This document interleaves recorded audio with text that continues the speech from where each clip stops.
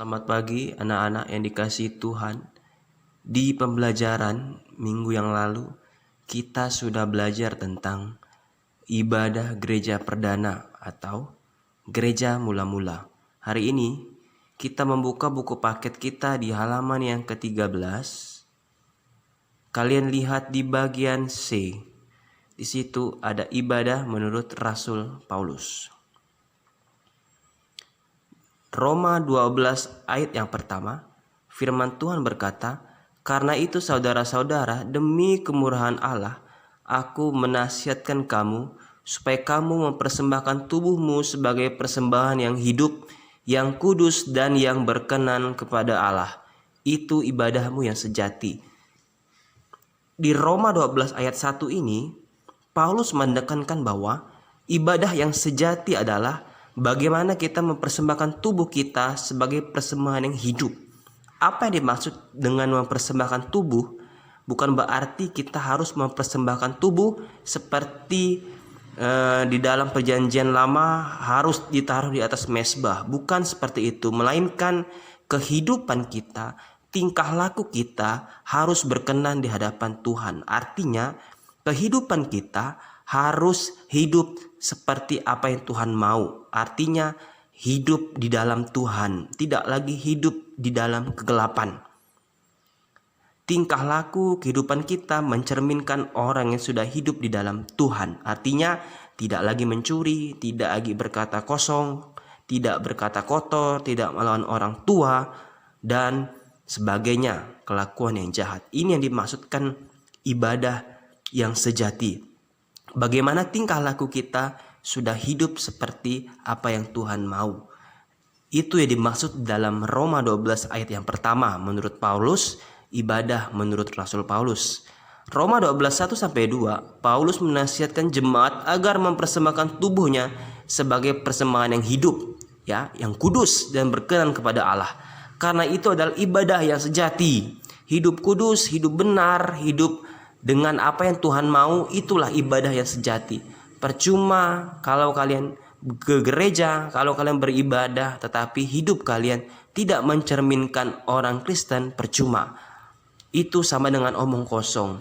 Jadi yang dimaksud Paulus adalah hidup kita ini berkenan di hadapan Tuhan. Hidup kita ini mencerminkan bahwa kita orang Kristen. Jadi ibadah sejati tidaklah sebagaimana yang ditawarkan oleh orang Yahudi, memberikan kurban persembahan berupa hewan atau uang. Bukan seperti itu. Tetapi ibadah yang sejati adalah mempersembahkan tubuh menjadi milik Allah. Paulus memberikan nasihat agar jemaat berhati-hati mengingat apa-apa saja kelakuan yang berkenan dengan kehendak Allah. Kemudian di halaman berikutnya kita melihat, ya, kita langsung saja melihat lagi di selanjutnya, yaitu menjadikan itu sebagai pola hidup. Jika kita melakukan sesuatu yang baik, hal itu akan diperhitungkan sebagai persembahan yang baik. Jadi jelas dalam cerita ini, dalam hal ini Paulus menekankan mempersembahkan tubuh kita dengan segenap hati, kekuatan dan segenap akal budi. Inilah ibadah yang layak di hadapan Tuhan, ya. Kita mempersembahkan tubuh kita dengan segenap hati, itu adalah ibadah yang layak di hadapan Tuhan. Artinya, kalau kita mempersembahkan kurban seperti dalam perjanjian lama, tapi hidup kita berantakan, hidup kita tidak mencerminkan kita orang Kristen, kita selalu tidak taat kepada Tuhan, sama saja bohong. Yang dimaksud dengan ibadah yang sejati bahwa bagaimana kehidupan kita sesuai dengan apa yang Tuhan mau. Apa yang Tuhan mau?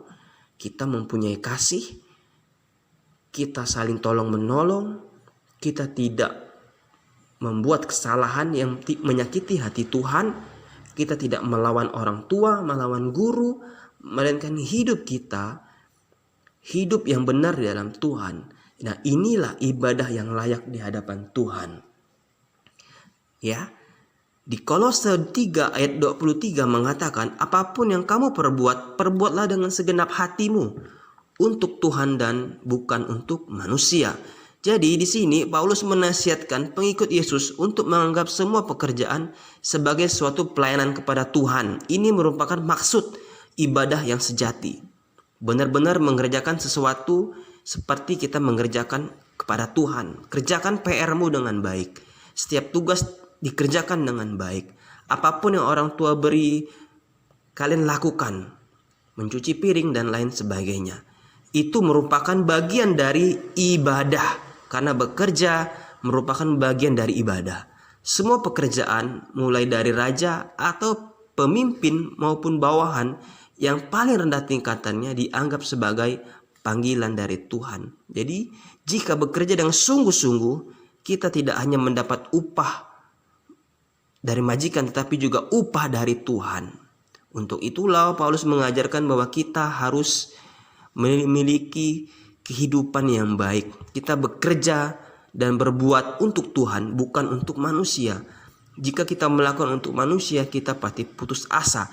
Tetapi jika kita melakukan untuk Tuhan, percayalah, inilah yang dimaksud dengan ibadah yang sejati. Hidup kita berikan untuk Tuhan. Kehidupan kita sudah mencerminkan kita bahwa orang Kristen. Ini yang dimaksud dengan ibadah yang sejati menurut Paulus. Kalian pahami dulu sampai di sini.